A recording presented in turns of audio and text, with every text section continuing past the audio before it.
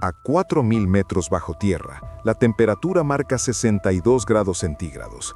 La roca te presiona desde todos los ángulos, con una fuerza equivalente a 1.000 atmósferas. El aire que respiras ha estado atrapado en la corteza terrestre desde antes de que existieran los dinosaurios. Y en algún punto de ese descenso, algo cambia.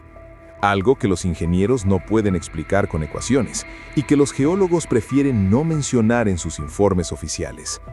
En 1977, la mina Mponeng, en Sudáfrica, rompió la barrera de los 3.000 metros.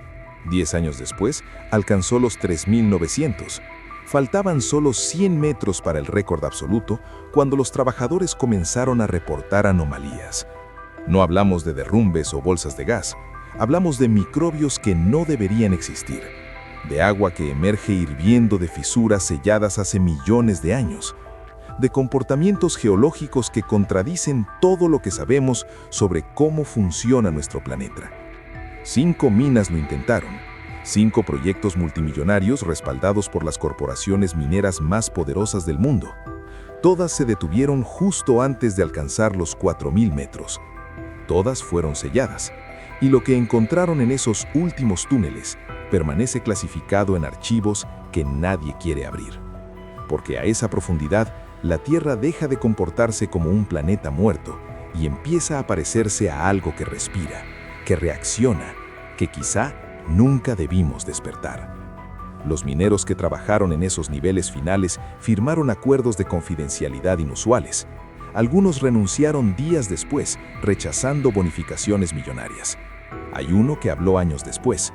Ahí abajo hay cosas más viejas que nosotros y no están muertas.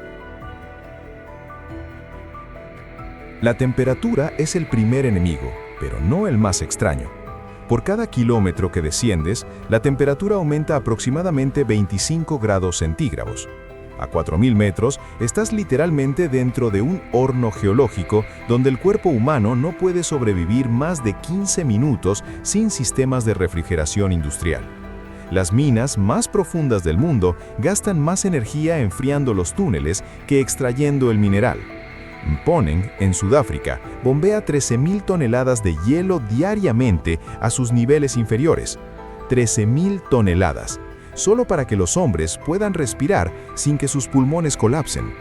Pero en 2004, cuando los equipos de perforación alcanzaron los 3.800 metros, encontraron algo que desafió toda lógica térmica. Una cavidad natural, del tamaño de una catedral, con una temperatura de apenas 18 grados. Imposible. A esa profundidad debería ser un infierno, pero los sensores confirmaron la lectura una y otra vez. Cuando enviaron equipos de exploración, descubrieron que las paredes de esa caverna estaban cubiertas por una película biológica. Bacterias, microorganismos que llevaban ahí, según los análisis de carbono, más de 3 millones de años, alimentándose únicamente de radiación y minerales, sin luz solar, sin oxígeno, completamente aisladas de la biosfera superficial. La pregunta no es si la vida puede existir ahí abajo. La pregunta es qué más está vivo en lugares donde nunca hemos mirado y qué pasa cuando lo despertamos. La mina Tautona, también en Sudáfrica, significa literalmente Gran León en Sesotho. En 2008 ostentaba el récord como la mina más profunda operativa del planeta, 3.900 metros exactos.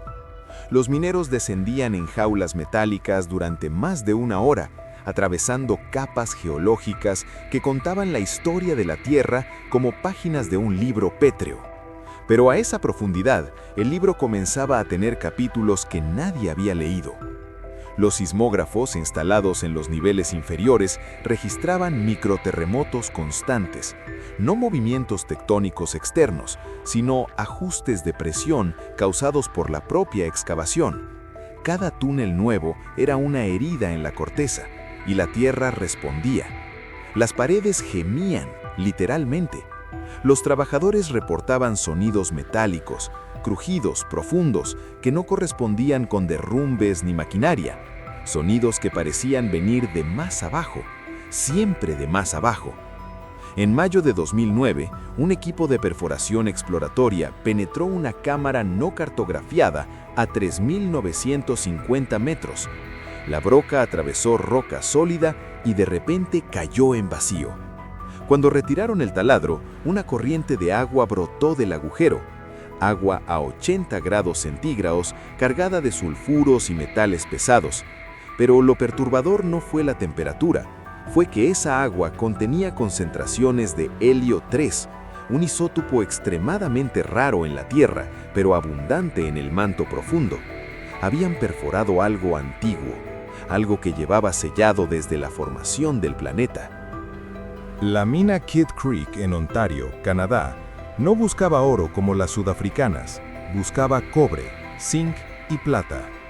Pero en 2013, a 3.000 metros de profundidad, encontró algo que cambió nuestra comprensión de la vida misma. Los geomicrobiólogos de la Universidad de Toronto descubrieron en sus túneles una cepa de bacterias completamente aislada del mundo superficial durante más de 1.500 millones de años. 1.500 millones. Cuando esas bacterias quedaron atrapadas en esa roca, la vida en la superficie apenas consistía en algas unicelulares. Estas criaturas microscópicas habían desarrollado un metabolismo basado en la radiactividad. Se alimentaban de la desintegración del uranio en las rocas circundantes, un proceso que genera hidrógeno. Creaban su propia energía sin depender del sol, de la fotosíntesis o de la cadena alimenticia que sustenta todo lo que conocemos. Eran completamente autónomas, completamente alienígenas, aunque nacidas en la Tierra. Cuando el equipo científico propuso expandir las excavaciones para estudiar estos ecosistemas subterráneos, la respuesta corporativa fue inmediata y tajante: sellado permanente de los túneles exploratorios.